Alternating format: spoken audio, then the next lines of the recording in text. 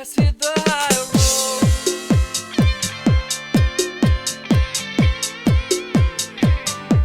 Let's hit the high road.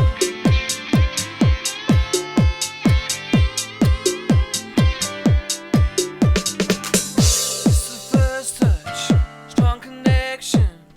It lays deep in your soul. Feel the kindness strongly coming. 'Cause you can achieve your goal. Let's hit the high road.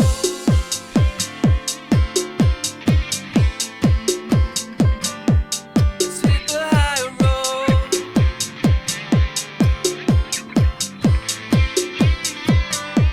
Let's hit the high road. Hi, it's Nancy Yearout, and welcome to Nancy's Psychic View on the high road to humanity. And all the way from Kansas, Missouri, we have Lauren. Is it Leduc? Yes. Okay, great. I'm glad I pronounced your name properly. Welcome to the high road. Thank you so much for having me. I'm excited. You guys, we're going to talk about Embody Your Inner Goddess. She's written this book. I told her before the show, it's one of the better books that has come across my desk. It's a guided journey to radical wholeness. Some really great information in here today, and we're going to have fun talking about a lot of this stuff. We're going to hear her story and talk about the feminine and kind of bring back the feminine. But before we get going, I've been talking about myself at the end of the show, so I need to let everybody know what's going on with me and what events I'm going to be at. So just so you guys know, and I'd love for you to meet me in LA. I'm going to be at the Conscious Life Expo 2024 at the Hilton LAX. I will be teaching angel communication and spiritual law. So everybody's going to get their wings. I'm going to teach everybody how to connect with their guardian angel. Then in March 16th and 17th, I will be Boca Deerfield in Beach, Florida. And that's the New Life Expo, you guys, 2024. And I'll be speaking again about angel and angel communication. How do we connect? And then it looks like I'm going to be in Manhattan in May. I like that, Manhattan in May. And so I'll keep you posted on that. And I'll be doing the same thing. I will be speaking. And so I hope you guys will come and join me. Now, really quickly, I want to throw a couple things out there because this is High Road to Humanity. I want to read this headline. The Senate passed a defense bill with 5.2% pay raise for troops, the biggest boost in decades. That's the headline. So some of the Patriot champions by social conservatives were a no-go for Democrats, so negotiators dropped them, but the final product to get to the measure passed kind of doesn't make sense, but this is from the Associated Press. I just want to say, I won't read this whole thing. You guys can check it out. It came in from Washington. It passed yesterday, but it's nice that we're finally giving our military. Oh, there's one more thing I want to say really quick. I saw this too. The bill authorized 886 billion for national defense programs. And, we need that right now. So I want to mention that too. So you guys check that out. The other thing, as I was looking up the news, you guys, I saw this and I couldn't resist. So here's the headline. The Boston mayor defends excluding white people from holiday party. This is crazy. So Boston's Democratic mayor has apologized for causing offense with a holiday party invitation that excluded white people. What do you think? So Wu's aide, Denise DeSantos, who sent out the invite, tried to smooth things over in a follow-up email prior to the party. I wanted to apologize for my previous email regarding a holiday party for tomorrow, DeSantis wrote to the city council members. I did send that to everyone by accident. I apologize if my email may have offended or came across as so. Sorry for any confusion this may have caused. You guys, they excluded all the people who were Caucasian. This whole thing about discrimination has really gotten crazy in our world. And I just want to say, we're all souls in these bodies. Don't matter what color we are. You want to say anything about that, Lauren? Honestly, I have nothing to add. I just was like, what? Yeah, and that's what it's come to. And that's why it's so cool that you've written this cool book. And then I'm here on the show talking about this stuff because we got to have some changes going on. Now, Lauren Leduc is a dedicated yoga teacher. She's a spiritual life coach and she's an entrepreneur, guys, with a unique gift of cultivating connection and community. She believes that yoga is beneficial to everyone, and I do too, but I don't do it. She's passionate about creating accessible experiences and opportunities for students to find a deeper connection to themselves and the world around them. And I guess, my first question for you, Lauren, and I'm really glad you're here today. Tell us your story. You say in the beginning, by loving ourselves, by healing ourselves, we create heaven on earth. And isn't that the truth? Mm. Yeah, I think so.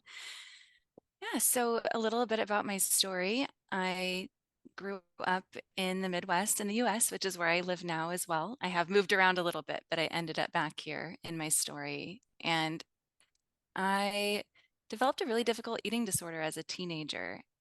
Before then, I tried really hard to fit into this mold of the good girl, of this person that I think I was taught I was supposed to be, and not just by my family, but from so many things, from organized religion, from our Mm. culture, from media, from school.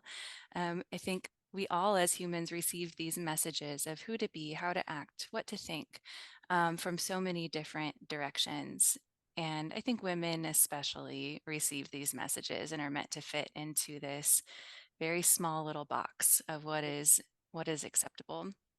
I was a really high achieving kid, and essentially it was no longer working for me, and I crashed and burned at 16, 17, developed a really difficult eating disorder and anxiety and depression, which was a difficult and dark time, but a blessing in disguise because it really set me on this new path of really a decade of healing, of self-discovery mixed with self-harm at the same time.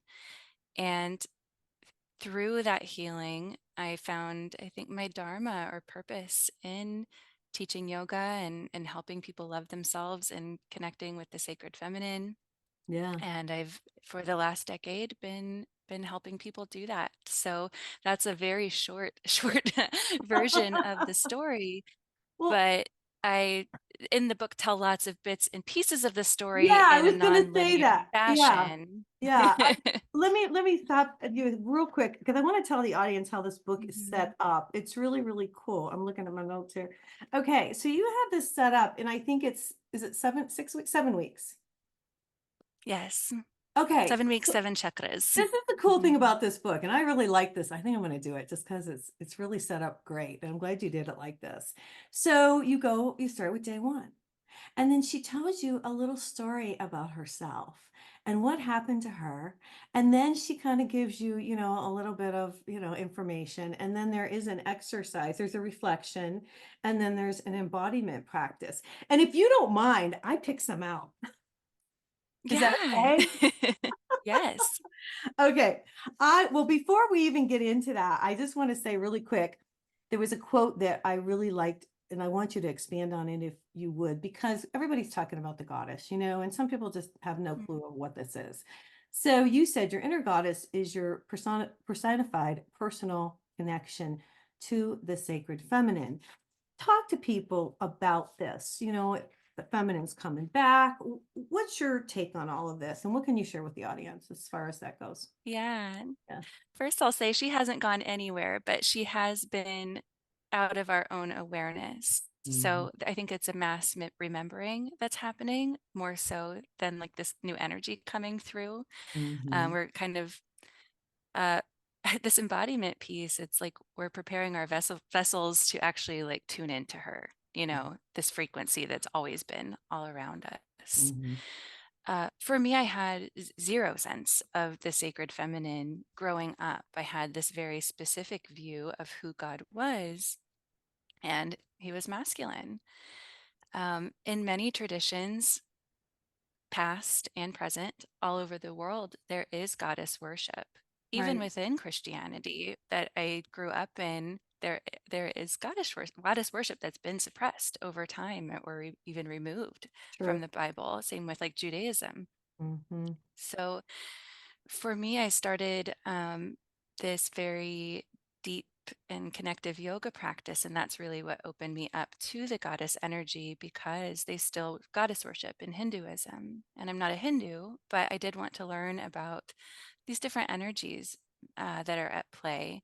And I got to start working with these different goddesses like Lakshmi, who's this energy of abundance, and Kali, who's this energy of ego destruction, and Durga, who's a warrior, and Saraswati, who's a muse and a teacher. And I started seeing all these different facets of what the feminine is and what goddess or God can be Hmm. outside of this very narrow view of what I grew up with.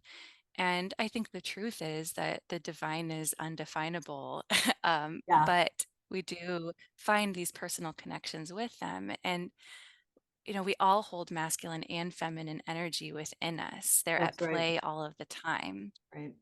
Our culture is hyper masculine, in my opinion. So, as we explore the more feminine side within us, men, women, whoever you might be, we get to start opening ourselves up to all these different facets of what it means to be human and what it means to be divine. Exactly. And there's no one way to do it. But I think when we start really connecting with all these different energies, and I work with the inner goddess, which isn't any of these particular goddesses from any tradition. It's like this personalized goddess that we each have. We get to start like being our whole selves Very and good. Yeah. figure out what is really true for us. And we don't have to present one side. We get to be all of it. Yes, exactly. I will say a couple things. It wasn't until I went into the Unity Church, and gosh, this is probably 20 years ago, that I walked in and sat down on the pew, and they were worshiping Mother and Father God. And I think that was the first time I had heard, the female being brought in. And like yourself, I've seen the female coming. You say she's always been here, and I agree, she's always been here. But what I feel is she's gotten in touch with a lot of people. I feel Mm. like that energy has really resonated with a lot of different people because there's so many people that are writing books about the inner goddess and connecting with the inner goddess. And I want to ask you what you think, and I don't want to get into a whole controversial thing, but what do you feel about the men trying to play women's sports right now? There's a lot of women's groups that haven't stood up. I want to know what your feel about this is, because it feels like, this is my opinion, feels like they're really trying to push us down again. And we fought so hard to, be who we are and to have our rights and to stand up. And and I have to say, being in the real estate industry for so many years, I had to play the guy role, and it's difficult. I want you to tell me what you think about some of this stuff. Just to clarify, are you talking about trans people? I'm talking about, well, I'm not really, not necessarily. Well, I guess they could be trans, but I guess my big thing is a man wanting to play women's sports because not necessarily trans. I mean, this isn't always the case. What's happening now is I see a lot of men coming into the sport because they can't compete against the men, so they're coming into the women's sport. And they're not even Mm. trans. So that's not the issue. The issue is, like, I feel like women are trying to be put back down. What do you think? I haven't heard it from that perspective. I've Okay. been a part of like conversation with trans people and the nuanced conversation about trans women in sports. And as someone who's not trans and who I'm not personally super educated about that, I Okay. honestly, I I don't know. I'll just say I support people being whoever they are being and embodying that. So I support trans people. And when it comes to like Olympic sport, I don't know. That's really out of my personal jurisdiction. Um, and I also think that is a small minority of the population, and they just want to feel seen and heard like all of us. So I would definitely defer to people who know a lot more about that. Oh, okay. So you really don't have an okay. Jonathan Van Ness is somebody that I love listening to, and they know a lot about this transport issue. Well, okay, Again, I don't let's know anything about just yeah. men trying to play women's sports. It's Yeah. definitely out of my Yeah. awareness. Well, I've seen both, and it's really okay. So let's get past the trans thing because I would like to know what you feel about women in the workplace today? Do you feel Mhm. like we're at an equal place? Do you think that coming back with the inner goddess will help women be paid the same amount as men? What's your feeling on that? I think that, yeah, it's definitely out of balance. I don't think that women are equal necessarily in the workplace. And while some might be paid the same and have similar positions, I think that women are expected to work in this really specific way that might not work with their hormones or with their energies, right? We're Mhm. cyclical beings. Even if you've gone through menopause, we're cyclical beings. And it's very difficult to show up exactly the same way every day. Not only that, but many of us are mothers and we're tasked with the majority or the bulk of the childcare. Um, and not having systems set in place to be able to take time off of work so that we can be with our kids during these very important times and then come back and be still of equal standing is really difficult. For Yeah. me, I work for myself. So I've worked out this very different lifestyle where I get to avoid all that essentially, where I get to be with my 3-year-old daughter and I get to work. And that feels really fulfilling for me, but I know that's not the case for every single Yeah, person. it's So not. It's it's not. definitely really messy. Yeah, and I'll also add that for men, just as much as women are expected to be put in these specific boxes, men are too. And men Mhm. might not be able to show up in exactly the same way every day. They're told to man up, they're told not to feel. And so I think that this goddess energy is really important for all of us. And Yeah. then they can also develop the empathy to allow a more, I'll say, feminine workplace Yeah. where it's more collaborative, Mhm. where we take things like parenthood in mind, Yeah. um, where we see things in women as superpowers instead of weaknesses. Like the ability to tap into emotions is so powerful. Mhm. Um, and the wisdom that comes with like certain parts of our cycles could really be utilized to create progress, you know? That's true. Well, and I was a single mom for many years and was a real estate broker, Hmm. like I said. And so I was the breadwinner and had to play both roles and come home and cook dinner and do the laundry and clean the house. And so, and there's men, like you say, and I agree with you wholeheartedly, who are single dads who do this as well. I think I was more and it's hard. We were, and I think are expected to do it all. And I think that's difficult for a lot of people to do. But what I do agree with what you said as far as bringing back compassion, because as a society, male or female, we've lost our compassion. And I'm hopeful, and I just wonder what you feel. And then I want to get on to some of your stories in the book. Do you feel like because we're being more aware of the goddess and people are talking about it, that the compassion will start to come back? Do you think that that's part of the catalyst? I certainly hope so. I know for me, when I'm speaking of the inner goddess and this goddess energy, what I'm also speaking about is this compassionate observer within. Mm-hmm. So this is something that I've really learned about and experienced through yoga, but it's that many of us have so much going on in our bodies and in our minds that it's really hard to be in touch with our souls. In yoga, they would call it the observer, essentially, which is that which is observing all of this change and the what's going on in the mind, what's going on in the body all the time, what's going on around us. Right. It doesn't really, it's a part of us that never changes, it's never born, it never dies. So for me, being able to like really step back into that seat and observe what's going on within me with compassion has been a real game changer. Yeah. So, this Yeah. doesn't mean I never have a negative feeling. This doesn't mean that, there's never drama going on in my head or in my life, but it means that I get to hold space for that part of myself Mhm. with the compassionate observer, or sometimes I'll call it the inner mother too. It's being able to like I'll watch my daughter, she's 3, she has tantrums a lot right now. It's part of her development.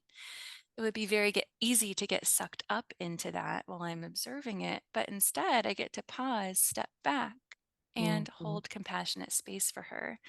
I deserve the same thing. I get to do that for myself. And I think that the more we're able to be compassionate with ourselves, the more we're able to be compassionate with others. It is really hard to give others grace when we are being super hard on ourselves, or at least that's my experience. No, I So agree I with do you. think this inner awakening is going to make huge change. Yeah. And you know, I interview so many different people on the show. And really, what I've seen in the past year, year and a half, is people talking about everybody working on themselves. And that you're exactly right. That's the key. We all have to work on ourselves because as we work on ourselves, of course, we raise the vibration. Now, you do it with, you connect through yoga. I connect through, my little meditation in the morning. And that's how I connect. And I teach the audience to connect because, like you said, once you connect, it changes you.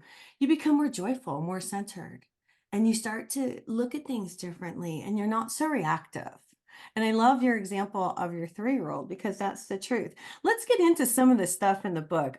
You talk about, I just want to talk about a couple things. One is you say, I use my voice on day 29, and I want you to tell your story about how you sing. Mm.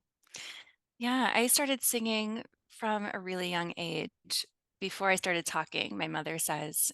Oh, And as soon as really? I turned 3, yes, yes. Oh my And God. my daughter's the same way. It's really very interesting to be like witnessing this now from the other side. But Okay. um, my mother needed to like put me into a program or some sort of outlet for it, like as soon as I turned 3 and was out of diapers and was able to do it.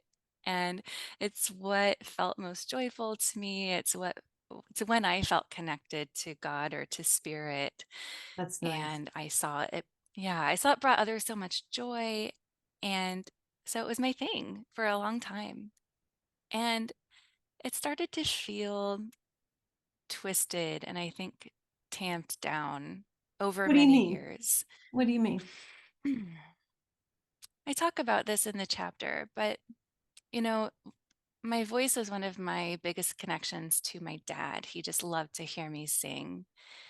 And as I got older, as I became a teenager, my dad's a very religious man, and I started questioning things as I started like sneaking around with boys, as I started doing a lot of the things that many teenagers do, he started seeing me in a different way. And sometimes I would have like a vocal performance and I would sing and it would be, oh, I'm going to cry, but it would be like almost just for him, right? Because I just Mhm, wanted him to show me the kind of love that he used to when I was little. mhm. And I think all of us want that love from our Right. parents, right? Even when we're changing or experimenting. And when we're teenagers, we're still kids and we don't always realize that, but we are. Um, so that's one example of just starting to feel like my voice wasn't enough anymore. Oh, And yeah, and there are other examples I have from the book. I left my parents and moved in with a boy, and he was super egotistical, and he was a musician. And every time I would sing, he'd unconsciously start singing over me, yes, I and I kind know. of just I stopped singing in the house. Um, and there were other things like I had, this eating disorder, and part of it was purging, and it would hurt my voice. So I was like self-harming my voice. Again, none of this is really conscious on my part at the time, but looking back, I can see how it's connected. Also, like I had differing ideas than my upbringing, and I felt like I couldn't voice them anymore without being yelled at or shouted out or kind of silenced in a way. And what that did, I think, was put me into a more quiet space for many years. You lost your voice. But in a way, Yeah. and it also put me into the space of deep listening, I Mm, think, and really just observing without a lot of judgment. And then eventually I was able to formulate my own ideas and express in a lot of different ways, different than my voice. I did a lot of visual arts. Um, and then I started teaching yoga, and that really brought me back in touch with my voice. Um, I saw that when I was teaching that people were very calmed by my voice, mhm. that it had this soothing effect. And now I get to be that for my daughter too. Do you sing And to it's, her? yeah, we sing together all the Good, time. It's good. like music from Frozen and Moana usually, That's but okay, but that's cool. You're singing yeah. again. Yeah. I am, and I have a very good friend who leads Bhakti yoga, which is like chanting and kirtan. And so I'll Yeah. go and sing with her, and I'll bring my little girl, and we're connecting in that way, like spiritually again, which is really cool because, again, when I was little, that was how I felt connected to spirit. And now I get to use my voice in a way that does the same, that's connection, that's praise, that expresses this like longing to be in union with the divine. Mhm. Um, That's nice. I'm and glad I've you said that. That's yeah, really nice. That's nice. I feel that too. And I just want to say your voice has so much power. And I teach the audience, and your voice is healing. The vibration mm, of your voice is healing. And so I'm just happy that you sing again, because I think, that thank you. it was so interesting to hear your story. And I felt intuitively that, you needed that. That is your connection with God. That's really cool. It's very cool. It Um, is. I think especially for women, like using their voice is so important. That's when I'm mhm, working like with energy work for women, that's where I mhm. see so many blockages. And I think Yeah. so many people have felt silenced at one time or another. So to start using your voice and to do it without skill even, to just start is so important. Just go for it. All right. The next thing I want to talk about, her book is really cool. There's a lot of really neat information in here, you guys. You got to check it out. But I like how you say, I trust my gut. Queen, your gut is so intelligent, so wise. And isn't that the truth? I love this. You want to talk a little bit about our intuition?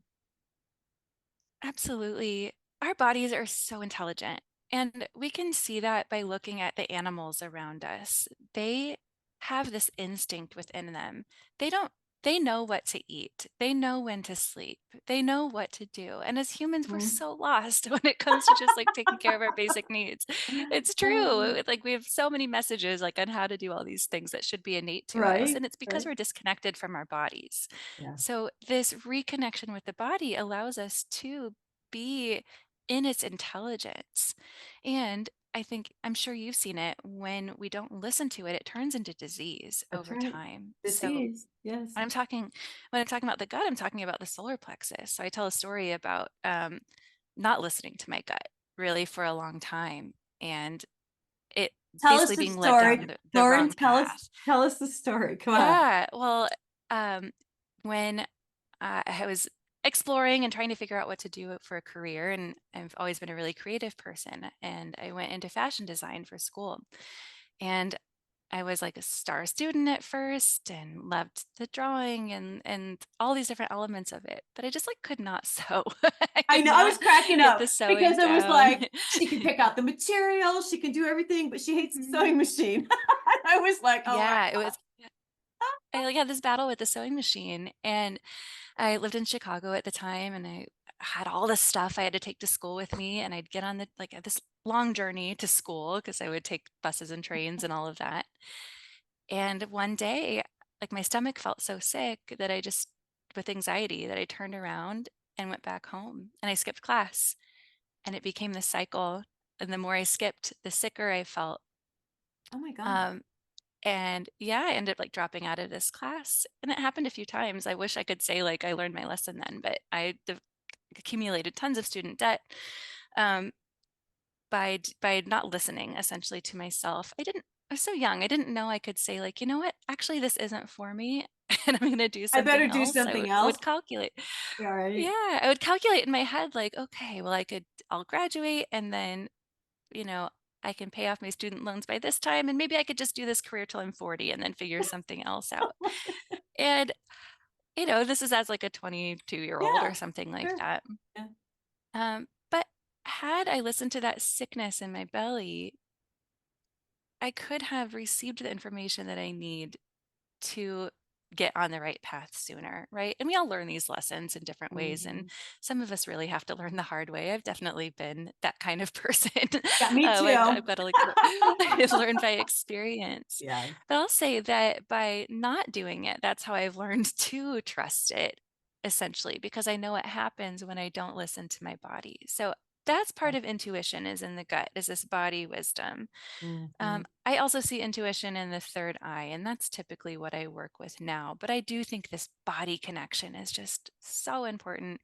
So many of us are so stressed, uh, traumatized, even perhaps, that we create this separation between mind and body. And for Mm. me, that connection back to the body was such an essential part to connecting to my soul and Yeah. connecting to this wisdom that's innate to all of us. Right. You got to listen to your body. It all goes back to Louise Hay when she's, heal your body, heal your life. Yes. We're such energetic souls. And if something's going wrong, our body tells us. It's like, alert, alert, and we ignore and we don't connect. I think more people do now, because they're starting to understand that dis-ease does come from an imbalance, of an energetic imbalance, actually. And I believe, I finally have come to the realization it's all emotional. It's all the emotions that are out of balance is what it is, more than Mhm. anything. So, you talk about grounding to Mother Earth. I love this. I want to touch upon it. I'm really big into grounding. I tell the audience we need to ground.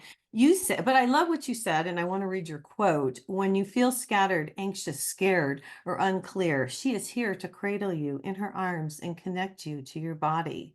So when you live in harmony with her, we live in harmony with ourselves. So true. We've kind of Mhm. forgotten that, and we're kind of coming back. Talk about this a little bit. Yeah, I definitely think that this separation between humanity and the earth is such a symptom, right, of being disconnected from the feminine, because Mhm. the earth has been seen as a goddess uh, through Forever. humanity for millennia. Yeah. Yeah. And it's like the less we respect her, it's like we're disrespecting the goddess too, right? Mhm. And this is in the root chakra section of the book. And the root chakra is all about our foundation. And the earth is our foundation, it's our home.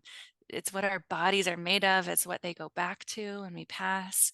Mhm. And yes, many of us are disrespecting her these days. We're living indoors and we drive somewhere and then we're indoors somewhere else. I And I know know. Isn't you that live in this crazy? space where you can, yeah, it really is. And you were telling me where you live, and it sounds like such Yeah. a beautiful place where you can connect with nature. We moved out of the city onto a lake here, and I feel so Nice. much more calm and at peace with the water and with the trees and with the Mhm. animals. And there True. is something about like getting your bare feet on the earth and the grounding practice of that that Mhm. is so calming. And we Yeah. have so much to learn from nature, because and we are nature, right? Like we can watch her cycles and we have the same cycles within us. Like we're not summer all the time. Like she is not summer all the time. We need periods of rest. We need periods of dormancy and then of rebirth. And I think like that separation from her has really kind of messed up our views on who we are I and how agree. we're supposed to act and who we're supposed to be. I agree with you wholeheartedly. I always say on the show, they're probably tired of me saying it, but whoever invented the tennis shoes really screwed us up because our feet need to have the energy from the earth. We used to walk barefoot. Now, I grew up on a farm in Ohio, so I got to run on the grass my whole childhood. Well, into teenage years, I went barefoot. My mom would say, "You're gonna have big feet," but we don't. So, but that's how I grew up. And I didn't appreciate it. All I wanted to do is live in the city. But looking back, I can see that, how cool it was. And I think a lot of us have lost that connection, like you're talking about. We got to ground. I know this because I'm out of my body a lot. And so I know if I have to ground myself. And I also want to mention really quickly, it was really cute. I finally have gotten to where I see white flowers when I ground. And that's what you see in the book. And that really was like, oh, that's cool. She does flowers too. Because you don't just have to do roots, you guys, that go down into the ground. You can do flowers or something really cool. So I thought that was neat. I want to talk about loving yourself because there are so many people, and you talk about affirmations, and you talk about saying, "I am loved, I am loving, I am love." You know, for a long time, this has been talked about, but I think people are finally starting to get it, that it's not a vain thing to love yourself. It's a necessity. You want to address it a little? Yeah, I think that maybe some of our ideas of what love is are a little bit twisted because if we're talking about real love, loving yourself is never egotistical. It comes from source. It comes from the soul, Yeah. right? It's Yeah. it's not the ego. Um, and I think, in our culture, we can see people saying like, oh, they're treating themselves or self-care or loving. And sometimes it seems really materialistic. And it's not really like the heart or the truth of what we're doing. I think what self-love is seeing ourselves as the soul and then treating ourselves with the reverence that is necessary for that. And when we're able to see ourselves as a soul, we're able to see others in the same way and we're able to love them despite their flaws, right? We're all flawed, we're all human, and we're able to do the same with ourselves, right? And like I was talking about earlier with this compassionate observer, being able to like observe, like, okay, like, I just mothered in a way I don't love. I just like raised my voice at my kid. I can still love myself beyond that and give myself grace for that. Yeah. Um, and I think that many of us, I think, are taught uh, that we only are deserving of love if we earn it, That's right? right. But love doesn't need to be earned. It's unconditional. Lauren, I have to be honest with you personally. I didn't feel the fulfillment until I really did connect with the divine and the divine source. And that people, this is what I feel. I feel like people are looking for love outside of themselves instead of coming back, connecting to source, connecting to Mother Earth, and receiving the love that way. And I think once we can get to that point, if I could just teach everybody to connect and plug in, then we'd all be cool, right? You know Yeah. what I'm saying? Yeah. Yeah. I do. I think like such an important element of love, and I'm saying this as a reminder to myself right now, to be honest, is patience. So it's being patient with ourselves and it's also being patient with others because I think these awakenings that are happening, they're going to happen in the time that they need to, and we Right, can't gradual. rush it. Yeah. Yeah, and it can feel like as someone who has experienced some sort of enlightenment or who has like felt the soul within, it can be very frustrating, right? To see not everyone living in that way. But we're all in the darkness at some point, We'll and get there. yeah. Yeah, we'll get there. No, I agree with you. We all can't wake up at the same Mhm, time. It's a progression and mhm, it's an orchestration. I think it's all being orchestrated, to get us to the point where mhm. we ascend. Talk about ascension. What do you think? You think there's going to be a Mm. rapture? Talk to me. What's your feeling on this? Are we Well, I all grew going up to in just go evangelical up? churches, yeah, that talked about the rapture. So Yeah. What I'll do be you honest, think? I'm a little turned off from that idea because it was Why? Why? it was instilled within me with a sense of Oh, fear, right? And I felt the need to like try to save all my friends when I was a kid and things like that. I think it's a little oh, okay. more subtle than that. um, I'm I like, think that what? we need to both, yeah, I think as humans, we need to both descend and ascend. Descending meaning to connect back with the earth and with our bodies. Right. Ascending meaning to ascend with source, with spirit, and to Yeah. hold both of those at the same time. I think there's a lot of nuance to being human and into the spiritual journey too. We get to hold these polarities within us, masculine and feminine, Yeah, but earth do and you see us spirit. ascending? Do you see us, you see everybody, what do you think in the next 4 or 5 years? Do you think people will get it? Do you think it will be heaven on earth, just like we're Mm, hoping for? What do you feel? I think it's a mystery. I Oh, think it's a mystery. I'll be honest. And that's been such a part of my spiritual practice lately is like just diving into the mystery oh, and being okay with it and tending to my practices and teaching and hoping, that it happens and like feeling this faith within myself, but also trying not to rush the timing, yeah, like we'll get there. We'll get there. basically trying to feel Yeah, this patience. But I love that idea.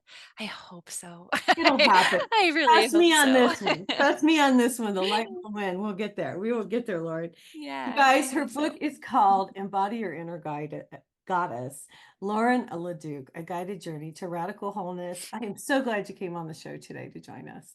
Yeah, You're thank you just so a much for bright having light. me. Yeah, you're a bright light. And Thank you. you guys, there's so much cool information. Lauren, how do people find you? Give us your information. How do we find you? They can find me at laurenleduc.com, and that will send you to all my different offerings, readings, courses, yoga classes, the book, etc. And I'm on Instagram at I am Lauren Leduc, and that's the main social outlet for me as far as social media goes. So you can see what I'm up to there. There you go. Well, it's been a pleasure. I'm so glad you guys we came to join us today and you shared so much cool information with us. Hey, you guys, we're going to get out of here. I just relaunched Wake Up. The Universe is Speaking to You. If you want to check it out on Amazon or at Barnes and Noble. Just finished my new angel book, so it'll be out soon. And if you want an angel reading, go to my website, nancyyearout.com, to book your date and time. I hope everybody has a fabulous week. Happy holidays, everybody, and God bless.